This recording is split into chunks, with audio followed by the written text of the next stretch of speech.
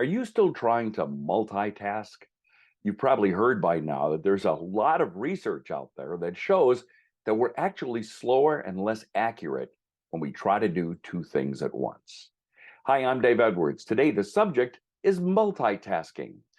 If you enjoy learning more about productivity, leadership, and management issues, I'd invite you to subscribe to my weekly free newsletter. All you have to do is go to my website, daveedwardsmedia.com, click on contact, fill it out.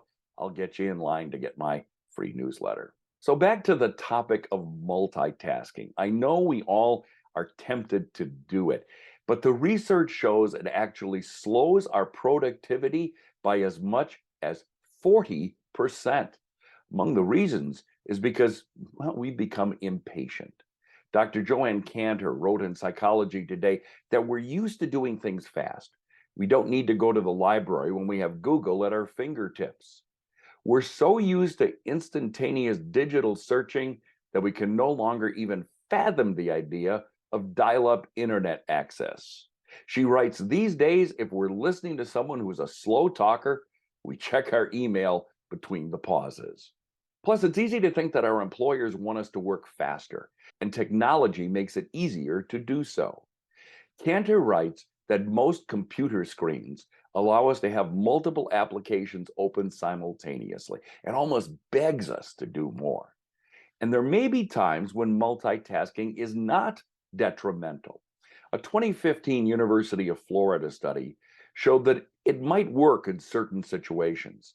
Some people can make it work, but the percentage of people who can make multitasking work is tiny, really only about 2%. What are the odds that that would include you? Those who think they are good at multitasking are usually the worst. Before you want to ignore the advice to not multitask, remember that the downsides still outweigh some of the benefits for most people. Quantity begins to replace quality. Stress levels increase while multitasking. More mistakes are made. You have less time to think creatively. In addition, we know that when you switch from one task to another, some of our brain capacity is still focused on what we were doing previously. It also depends on what kind of multitasking you're doing.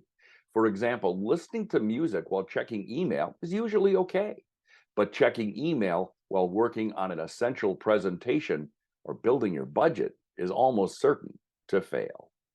What do you think about multitasking? Does it work for you, or is it something that you would never even contemplate? Leave a comment below. I'd love to hear from you. Or if you have other ideas, email me, daveedwards@outlook.com.